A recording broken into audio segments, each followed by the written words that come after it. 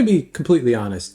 I find the Berlin Marathon a beautiful race to watch because I think the course is really quite beautiful how it threads through the city. But the racing at the Berlin Marathon to me is never the most engaging because of the use of pacers and because the course is so flat. There's really nothing that dynamic about the course. Typically, the ultimate winner tucks in with their pacers after a couple K and then they're gone and you don't see them again until the finish. And that's exactly what happened in the women's race. The men's race was a little different. But you get super fast times, and that's really interesting to see how fast people can run and who has the best fitness. But as far as engaging racing, Berlin isn't the top of the world majors. Now, I don't cover the races from how they actually played out. I talk about the shoes. That's what I do here on this channel.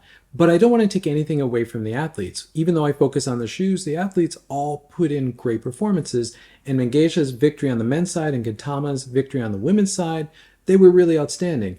How the men's race played out, where the pack stayed together really through the entire race, up to about 35K, then you got some differentiation, and ultimately Mengesha won. But the finishing times for the top 3 and really the top 10 were so close in that race. Really interesting that you saw a lot of men elite athletes really well trained and really gunning for some sort of PR or world record. They didn't get it. They didn't even really get that close, but the finishing times were so close. And on the women's side, Ketema, again, tucking in with her pacers after about 3-4K-ish. And then she was gone for the rest of the race. Someone hung on until about the half marathon, but then she faded. You know, that's a typical, I think, Berlin Marathon. And congratulations on that big PR for her. So again, not to take anything away from the athletes, but on this channel, I talk about shoes. And talking about the shoes, I think there's really 3 key stories from the 2024 Berlin Marathon. And the first one is the Adios Pro 4. Now, it was the big reveal, the big launch party for the new Adios Pro 4. It's a beautiful looking shoe. I think it's going to be on a lot of podiums over the next couple years, just like the Adios Pro 3 and the Evo 1 have been. But I didn't expect to see a lot of Adios Pro 4s in the field, and we really didn't.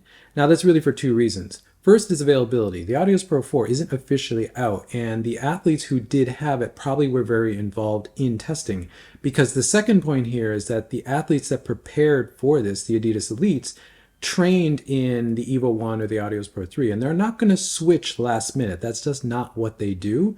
So I did not expect to see a lot of Adios Pro 4s in the field, and we didn't. And it wasn't unexpected. However, it will be interesting to see how quickly Adidas Elites embrace the Adios Pro 4, because this is a problem that Adidas has created for themselves.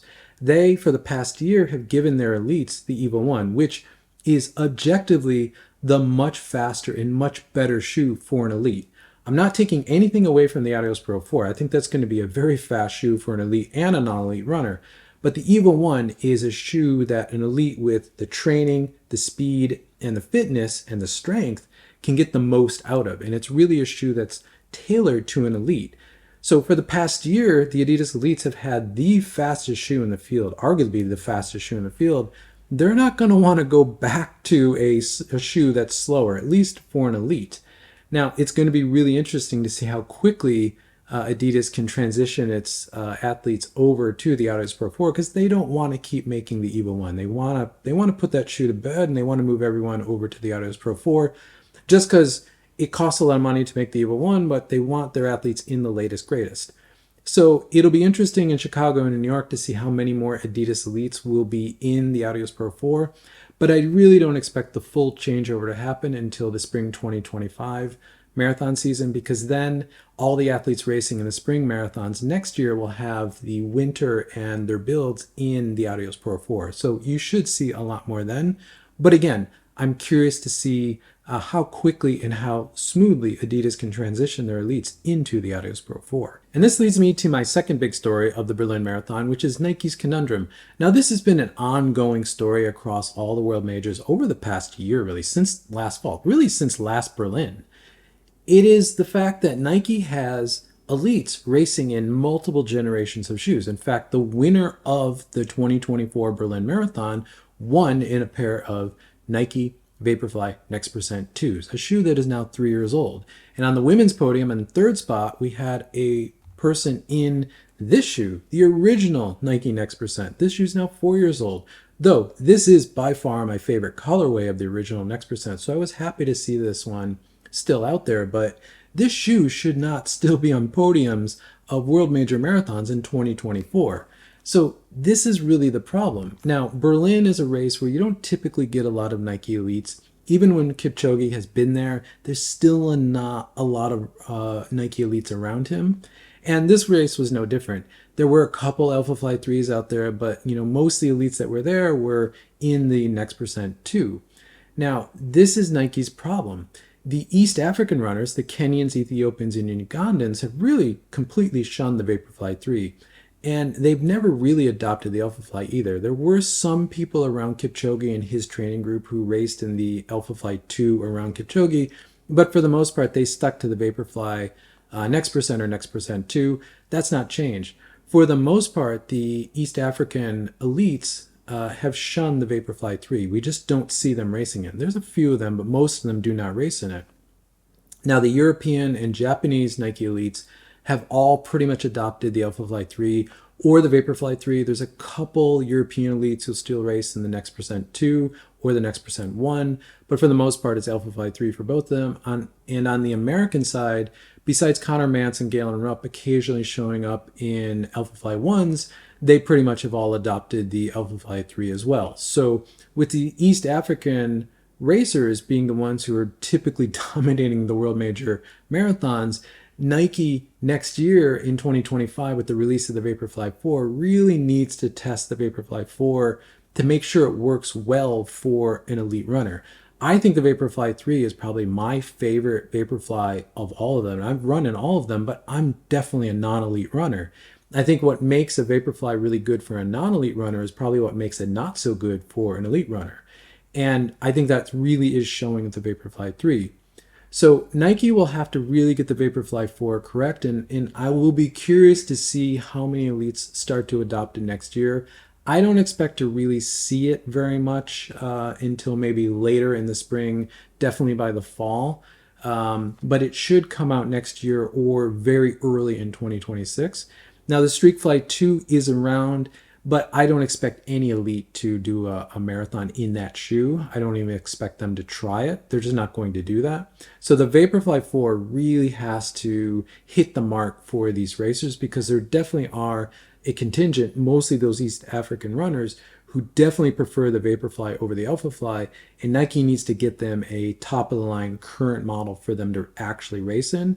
And it's going to be interesting next year to watch that transition fully. And lastly, what really stood out to me was the diversity in super shoes across both the men's and women's elite fields and the men's and women's non-elite fields. Looking at the elites across both the men's and women's fields, there were a ton of Adidas shoes on display. Now it's Berlin, you expect a lot of Adidas shoes in Berlin.